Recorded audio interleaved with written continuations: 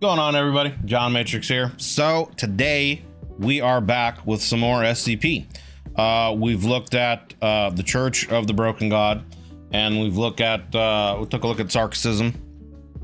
And through those videos, we've also learned of another faction from ancient times called the Daevites. I'm not sure how it's pronounced, but we'll find out. So we're going to take a look at them today. We're going to jump into that and see what this faction is and how it led up to, I guess, rebellion by the Sarkites, and that led to them getting into power, etc., etc. So as you can see, we're doing this here live. I'm doing this reaction live for my YouTube members. So if you would like to join in these live discussions and reactions, feel free to hit the join button down below, and the somewhere down below there's a join button. Click it, take a look at the YouTube membership benefits. There's also a link in the description if you want to take that. Speaking of links in the description, there will be links to this video, the original video without my commentary and reaction, and to the Exploring the SCP Foundation, the Exploring series channel down below in the description. So yeah, go check that stuff out. Great content creator, and give these videos a like, so you help the brother out. But for now, let's get into this video. This is Exploring the SCP Foundation. The Daevites, not sure what it's pronounced, but we'll find out here momentarily. Bada boom, bada bing. The Daevites. Daevites, there it is. The study of ancient cultures, civilizations, and events is, of course, one largely focused on the past. It's already kind of an eerie looking picture, with this woman sacrificing this man here. I like the kind of like antlerish aura. That is, of course, if this is, I would assume this artwork has something to actually do with the Daevite story, and this isn't just some, like, random back piece as he's talking, but I find this interesting, and it almost seems like this is, the way he's holding his hands is like a willing sacrifice kind of a situation. But anyway, we're already 10 seconds in, and I'm interrupting, so let's get back into this here. Civilizations and events is, of course, one largely focused on the past, with occasional new discoveries in the present providing new details, but the past is largely set in stone. The history of the Daevites, however, within the SCP universe, is one that has a very curious connection to time, existing in the past, of course, but ever creeping into the present. It wouldn't be an SCP topic without some sort of anomalous context, and so this video will discuss the Daevites, their strange expanding history, and some of the other SCPs related to them. Unlike some other groups or factions in the SCP universe, the Daevites are based primarily around a single SCP, SCP-140. The Daevites definitely have a little vampiric vibes to them. Whenever I think of like ancient civilizations and like vampires, it always kind of gives me this Middle Eastern, like Mesopotamia, Babylon kind of a feel. So I wonder if that, is kind of where the Daevites may have, or those civilizations would have like originated from the Daevites, you know what I mean? So I guess maybe we'll find out here. Only around a single SCP, SCP-140. SCP-140 is a book titled A Chronicle of the Devas, copyrighted sometime in the 1900s, and written by an unknown author. Interesting. Oddly, there are far more pages contained in the book than could actually be held by the binding, but that's just the beginning of its anomalous properties. Those who read the book feel paranoia, unease, and nausea, potentially due to the unsettling material held within, although some do claim to smell the odor of dried blood coming from the book. Regardless, readers feel compelled to continue reading the book, calling the text fascinating.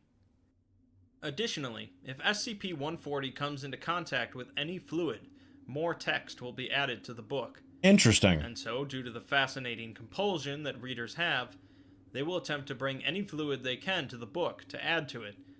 What happens if you like dunk it in the ocean?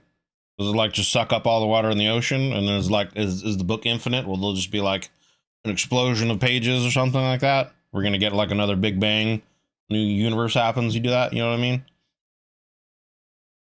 That readers have, They will attempt to bring any fluid they can to the book to add to it, including their own blood. Hmm. The book itself is of course a chronicle of the Daevite civilization, which existed thousands of years ago, originating in what is now south-central Siberia. At times, the Daevites operated as a collection of city-states, and their civilization of course evolved and changed over time, but primarily they functioned underneath a theocratic aristocracy. It sounds very like Greek, but just done on the Siberian side of things instead of near the Mediterranean. That's interesting. The majority of the Daevites served under a ruling class known as the Devas, who routinely practiced cannibalism and magic rituals. Evidence suggests that the Devas unnaturally extended their lives, possibly because of these rituals, and that in fact they were different enough from modern humans to be considered a separate species. Interesting. The civilization as a whole believed in human sacrifice and blood rituals, and they were largely a militaristic society, conquering their enemies and building large urban centers on the backs of slave labor. It is believed that the Daevites were a matriarchal society, in which women generally possessed higher status than men. The book goes into great graphic detail about the different blood rituals, sacrifices, battles, conquests, and even the daily life of the Daevites. Archaeologists working for the SCP Foundation have discovered ruins and different artifacts from the Daevite civilization in locations such as Siberia, northern Iran, Mongolia, and China. That's pretty widespread. This culture did actually exist.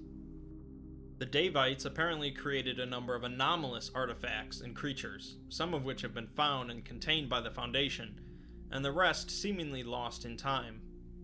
So they were able to, through their magic, make their own, like, anomalous, like you said, animals, creatures, as well as just physical items of start. That's interesting.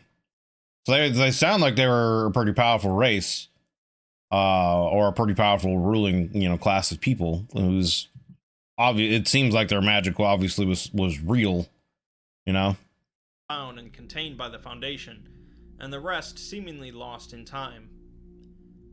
An early reading of the book showed the Daevite civilization being utterly crushed by the Chinese, killing off practically all of the Devas and ending their reign. In most history books, that would be pretty much the end of the Daevite story, but this is where the true anomalous properties kick in.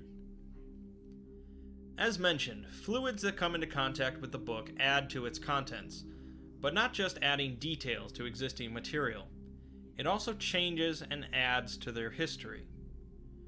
Their defeat at the hands of the Chinese was changed to a mere setback, along with other defeats, and new individuals. So different types and the amount of fluids you add to it change the content of what the book says.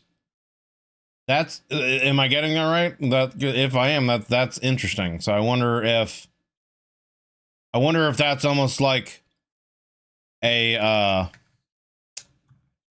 kind of a lockpick mechanism or whatever that's built into this, where you need the right amount of a certain type of fluid to get the real story, and everything else is kind of like a false truth kind of a situation to throw people off from really learning about them and what they did and possibly their secrets and how to do things. Yes, when the book changes, history also changes. Reality warping. Oh, so it's a situation where the book itself is changing reality based on what it comes in contact with. That's fascinating. So I wonder if then itself, if this book is one of the Daevite like anomalies that they created, and maybe they used it to, rewrite and change their own history. Maybe they knew how to do that. That'd be fascinating if that was the case. But, who knows? I guess let's continue the video and find out. Chinese was changed to a mere setback, along with other defeats, and new individuals and events are continually added. By itself, this would be merely interesting, but the fact that Foundation archaeologists discovered new artifacts and materials that match this new history means the world's timeline is actually being rewritten along with it.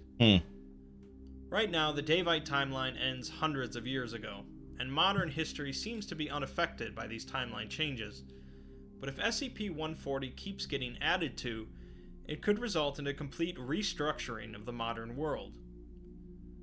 Fortunately, SCP-140 is locked up tight by the Foundation, but unfortunately, a number of identical copies are out in the world. I mean, yeah, that would be a dangerous thing to have, being able to change history on a whim just by, you know, adding some kind of liquid. I mean, some random dude could be like, you know, cleaning the storage area and he gets hot and some sweat or whatever drips on it, and then his grandparents never existed, so he, you know, his grandparents never met, so he doesn't exist. You know what I mean? That would be, yeah, some time fuckery going on. Foundation. But unfortunately, a number of identical copies are out in the world, each capable of adding to the Daevite history. There's more than one. The Foundation have found and destroyed dozens of copies, but at this point, 2 expansion events have occurred while SCP-140 was contained in its vault. So it seems like the book can be destroyed without it altering history. It would almost, maybe it's a situation. I wonder if it's a situation if they were to ever find all of the books and destroy all of the books, would history be rewritten to how it originally was supposed to play out before any additions were added to the books? You know what I mean? Would shit get reversed, or would shit stay the way it is? That would be interesting to learn. 2 expansion events have occurred while SCP-140 was contained in its vault. SCP-140 represents a massive danger to the current structure of the modern world. No kidding. And recovery of the other copies is a top priority. The Daevites are mentioned in a number of other SCPs contained by the Foundation, and that number is only likely to grow as time goes on. But I'll take the time to just discuss a certain few. There are several SCPs that refer to the Daeva's rituals, specifically in connection with botany. SCP-392 is a plant species created by the Daevites in 800 BCE, resembling a peach tree, but instead of growing fruit, it grows human heads. What the fuck? These heads are all physically identical, believed to be the head of a male sex slave who served a Daeva. The fuck? The heads lack eyelids and contain an SCP-392 seed in their skull cavity. These heads respond to certain physical stimuli, such as their eyes following a moving hand, and seem to respond more actively to females than males.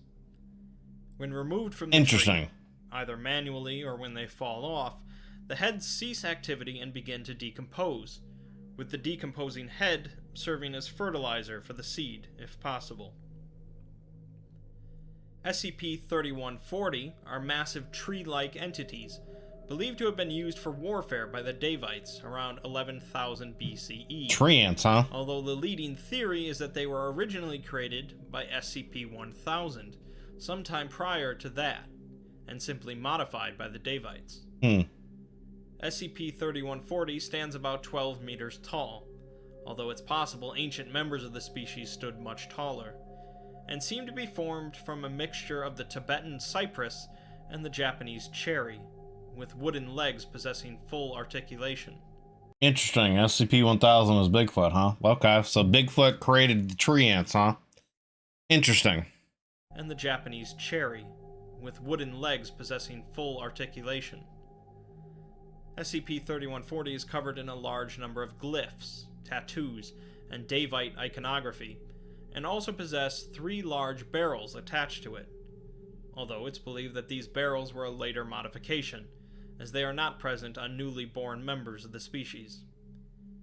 Anyone that places their left hand in a specific recess on SCP-3140 and speaks a command in Daevic can order the entity to follow certain directions. These commands include... So they're like golems almost. Yeah, they're like tree constructs or whatever that, yeah, you can give commands to and tell them to do things. Interesting. Can order the entity to follow certain directions.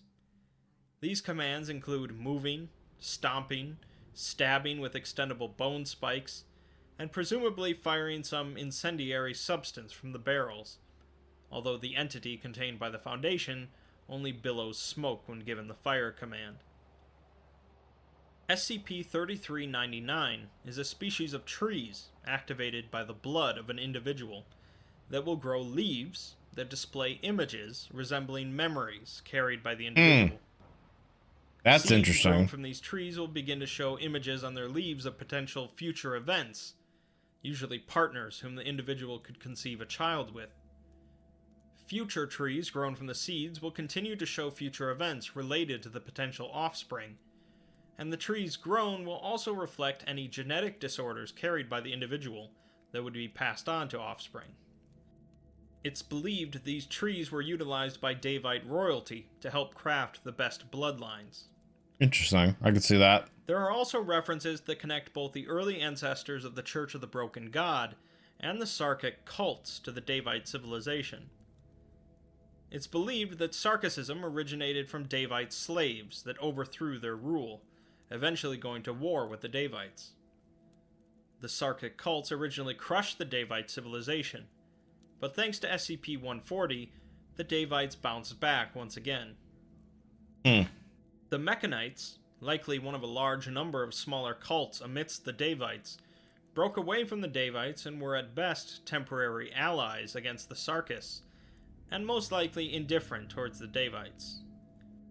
The Daevites seem to have clashed with a number of kingdoms and religious organizations, and as time keeps getting rewritten, so does the number of their conflicts grow.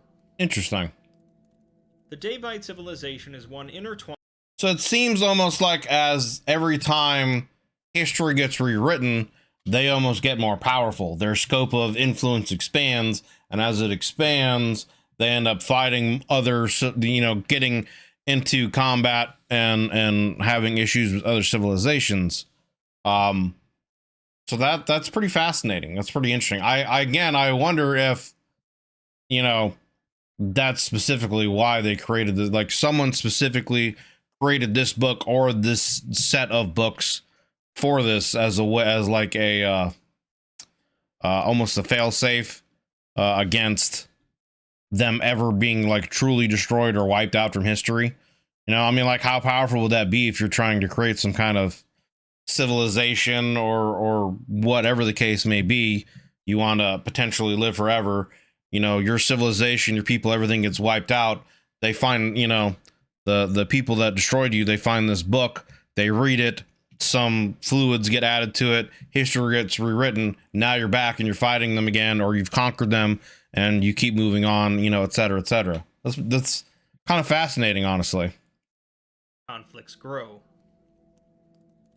The Daevite civilization is one intertwined with blood rituals, right, exactly, human sacrifices, slavery, and the anomalous. But those concepts would be considered mostly standard fare for an ancient civilization in the SCP universe. SCP-140 is really the most perplexing element in their history, as it's believed by some that the Daevite civilization didn't even exist in our timeline until that book's publication. That would be another fascinating twist to the whole thing, is that they never really existed, but the book is, creating their existence based off of, again, shit being added to it. So, it makes you wonder, like, is the book itself sentient in some kind of way and is trying to create its own reality, but it needs, the fluids in order to do that kind of a situation? Some people think it's a different reality colliding with our own because of SCP-140. Could be. It could be like a gateway thing, and SCP-40 is like bridging and molding them together. Could be. That's a fascinating theory too. But you would also have to ask, like, I guess the biggest question would be, like, who created the book to begin with? If it was in fact created by anything, it would, someone or something you would think would have had to have created it. It wouldn't just be, but then again, it could just be an anomalous thing that just happened, some kind of weird random occurrence in the universe and this book just got made. Who knows?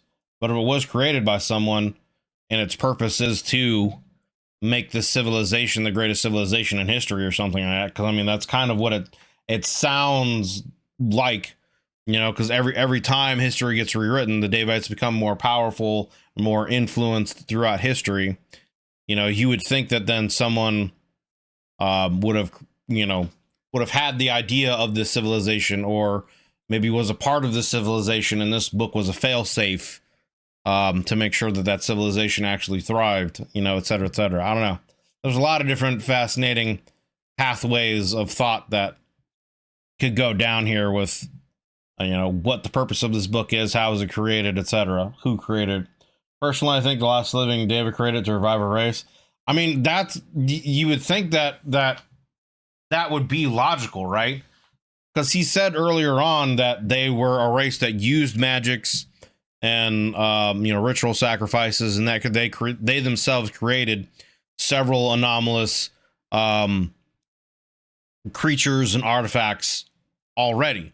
So it would make logical sense that they created this book or series of books as kind of a failsafe to make sure that their civilization would never be destroyed, and in fact would only ever get more powerful and more influential and thrive more as history gets rewritten. You know what I mean? So that it would only make sense if that's the case. It makes the most sense, some random person writing them into existence and feel like it fits. Right, exactly. It doesn't feel like it's just a random thing. And like, if the book is itself like some kind of, unless some person, like maybe they infused their soul, or maybe all the sacrifices infused you know, their souls into this book as like maybe they were like willing sacrifices to make this book happen in that way. You know what I mean? I don't know, but like, it seems like the book has a purpose, and that is the purpose, you know, as it's like, it's a failsafe. It doesn't seem like it would be something that's just like random. Although I wouldn't pass SCP to be setting us up for a chicken or the egg kind of situation. And it very well could be that too. It very well could be that too. You know, maybe maybe some other kind of thing happened, like some kind of, you know, Lovecraft author out there or whatever somehow died, and the idea of this civilization that he was working on as a story, some kind of anomaly happened or whatever, and it got tied to this book, and now every time the book you know, gets more material added to it, this civilization, you know, gets rewritten in history. You know, maybe it is something like that, or maybe it's something like you're saying too, where it's like, you know, the Daevites never really existed until this book is creating them, you know. So it very well could be. Always die on the hill on the egg. That's actually a dope idea. What, the idea of some Lovecraftian writer or whatever who had the idea of the Daevites and was writing the story but died, and his essence went into the book, and then, you know, as material it's added to it, it's rewriting history. I mean, yeah, you know, that would be an interesting, you know, way of doing it too. So who knows? But there definitely, it seems like there's a lot of pathways. Yeah, author's super creepy idea comes to life. So I mean, there's a lot of different kind of ideas and pathways of like the idea of creation of this book. But it would seem to be the most logical that it's some kind of Daevite failsafe artifact, and that, you know, history keeps rewritten to favor them. Because like, why else would that be the case? You know what I mean? Why is it that it's just every time more material gets added to the book, the Daevites are always the ones that come on top, and it's not actually worse for them? You know what I mean? Like, they were wiped out by the Chinese. Well, the book changed that. Now it was only just a small setback. You know, they were supposedly, I thought, wiped out by the Sarkics, but I guess not. They keep like popping up. And he even said, I guess currently with what's going on in the timeline, they were a civilization that thrived up until about a few hundred years ago. You know what I mean? So that's actually fairly modern for what is supposed to be an ancient civilization. You know, a few hundred years ago is pretty recent in the timeline of like humanity and civilization and stuff. So, you know, I don't know, but anyway, let's finish the video here. Went on a long enough tangent. Until that book's publication. One of the most commonly accepted theories is that the Daevite kingdom existed in an alternate dimension, and some process resulted in them intermingling into ours. Whether the process responsible for this is one of the Daevites' rituals or some other third party is up. I mean, that could also, yeah, be, you know, another idea. Maybe, you know, the Daevites are a multiversal species, and this is their plan to conquer other multiversal dimensions is by throwing these books out there, and then those books rewrite history so that the Daevites are always a civilization that has existed and always benefits from things that happen in history, and that's how they conquer the multiverse. You know what I mean? And eventually, you know, maybe all of those realities could intertwine and become one kind of super universe or super reality where they're these essentially, you know, ultimate rulers. Yeah, maybe SC-140 is like a failsafe that they threw into our reality to stay alive. Yeah, something like that too. Something like that too. Books coming to live troops always hold a special place in my heart ever since I saw the movie In the Mouth of Madness. Yeah. So I mean, this is pretty fascinating, honestly. That definitely brings up a lot of food for thought, I guess you could say, on the book's creation and origin and its meaning and what it does mean. Because, like I said, if it's only always benefiting the Daevites, then it's got to be some kind of artifact of them. You would think, right? That's what that makes logical sense. It doesn't feel like it should just be some kind of random thing. But you know, who knows? Maybe, like I said, maybe the book is some kind of sentient being, and it's created the Daevites in some kind of image that it had. I don't know. Up in the air. Responsible for this is one of the Daevites' rituals or some other third party is up in the air. But the damage is already done and will likely only continue to grow worse. Additionally, it's also debatable if the Mechanites and Sarkics would have existed without the presence of the Daevites. Yeah, that is also true. That brings up a good point. If the Daevites had never been around, these two religions never would have been around. And then potentially, you know, that also goes into the chicken and the egg kind of thing. You know what I mean? Do we, in our belief and faith, you know, do we create the gods, or are the gods already existing and in some way they become known to us, so then we start believing and worshiping them? You know what I mean? Is it is it our worship that creates our worship and belief in the god that creates the god, or is it that the god was always there and somehow they make themselves known and then we worship them? You know what I mean? Because if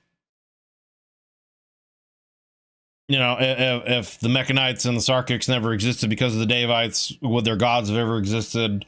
Would that, you know, theory of creation of life, would have that ever have really existed or not? You know, or would it have existed? You know, is the theory of Yaldabaoth's creation, you know, and imprisonment still the you know, a theory of mythology of creation and life? Is that actually still the truth and just no one knows about it? You know, because the Daevites, you know, never existed, or you know what I'm saying? I'm not really explaining this very well because I'm still tired, but never thought of it that way. Wow, completely forgot that he mentioned the concept in this video. Yeah. Books coming life. Yeah. So, I mean, yeah, it is another chicken or the egg scenario of, you know, did these gods, you know, ever like truly exist before belief in them, or is it the belief in them created these gods and these mythologies, etc.? So, and if that is the case, maybe that's also part of whatever this Daevite plan is. Maybe these two religions are, and the battle between them is also part of some kind of other greater plan. You know what I mean? Who knows, dude? Getting into all kinds of questions of philosophy and life. And Sarkics would have existed without the presence of the Daevites, or if SCP-140 is also responsible for their creation as well. It's generally accepted that the past... And then that also brings up a question of, you know, is life in reality created by just this book? And what were to happen if all these books get destroyed? Would our universe and reality cease to exist at that point? You know what I mean? You know, so who knows? That could be another question is, you know, could this book essentially be a, you know, God? And as material gets added to it, reality gets altered and changed or something like that, or more gets written to it, you know? That could also be like a weird kind of out there roundabout theory. For their creation as well. It's generally accepted that the past stays in the past, but when it comes to the Daevites, the past keeps creeping up. For sure. All right, well, there you go. See what the quote is here. SCP-140 originally found in the office of deceased historian, redacted. Previous owner was discovered in his office at redacted. University having expired from self-inflicted lacerations on both wrists. Redacted's colleagues claimed during interviews they discovered a note in faded ink in Redacted's handwriting. SCP-140, Redacted's note read, "I have to know, I'm sorry." Interesting. So obviously, he, you know, killed himself and put his own blood in the book because he wanted to know more about what was happening in the book. So I really kind of couldn't blame him. You know what I mean? Like, I don't know if I'd go so far to the point where I would just like cut my wrists and pour everything I had into it just so I could get a few glimpses of what the book said before I died. But I would definitely be like, you know, let me just put a little prick my finger, put a little drop in here and see what happens, you know? I'd be curious over time to see what would happen, but very, very interesting anomaly. It's like the Daevites. This video is really more about the book than almost the Daevite civilization itself, because it almost seems like the book is the Daevite civilization to an extent. And we've already kind of talked about in length about, you know, the various possibilities and theories, I guess, around what the meaning of this book could be and its effects on reality and history. But very fascinating video. Very fascinating video. We all know John's weakness is curiosity. Dude, for real. I am. Like I said in that 40K video about the dark Mechanicus, dude, I would for sure be that guy that wants to get in the vault with all that shit locked up to see what's in there and to learn about it. Like, I am a very curious person, and I want to know the secrets of life. I would be that person that would be willing to be driven mad by seeing the face of God, because I would want to know what the face of God looks like. You know what I mean? So, for sure. We lost some already, Chaos has him. True. The Emperor still guides me. The Emperor protects. The Emperor still guides me. The Emperor protects. I see his light and all his glory. He guides me to the path home to Holy Terra. But very fascinating video that honestly brings up a lot more questions. And obviously this leads into a little bit about Bigfoot and him creating some of these tree ant creatures and some other things. But yeah, very fascinating with the idea of the civilization in this book. And as more material gets added to this book, the civilization gets more powerful throughout history. So it only makes you wonder where they would go as history keeps getting rewritten, and what would life and civilization be like. And really, again, the most interesting thing to think about is what is the book, the origins of this book, who created it and why. So Bigfoot is more of a race than an individual SCP. Gotcha. So but yeah, that's gonna do it for this video, guys. I think we're gonna check out 610 next. That's the next SCP video we're gonna look at, as you know, the Church of the Broken God has kind of led us down this line of different civilizations throughout history that have been tied into the various SCP anomalies with, you know, the various religions founded from the Church of the Broken God and the Mechanites, and the various religions with Sarkics and Yaldabaoth and all this kind of stuff. So, and now we've looked at the Daevites. And I know 610 was a big deal that happened with everything with the Sarkics, and it sounded kind of very much like a Nurgle plague for these 40k guys out there. But that's, like I said, that's gonna do it for this video, guys. I really appreciate you hanging out and watching this video with me. If you're still here through to the end of this video, I greatly appreciate it. If you enjoyed this video, consider leaving a like and a sub, as it would help me and it helps the channel grow. If you want to go that extra step, again, there is a join button down below somewhere, or you can look in the description. There's a link to the member benefits. Take a look at the member benefits and see if any of the member tiers have any kind of interest to you.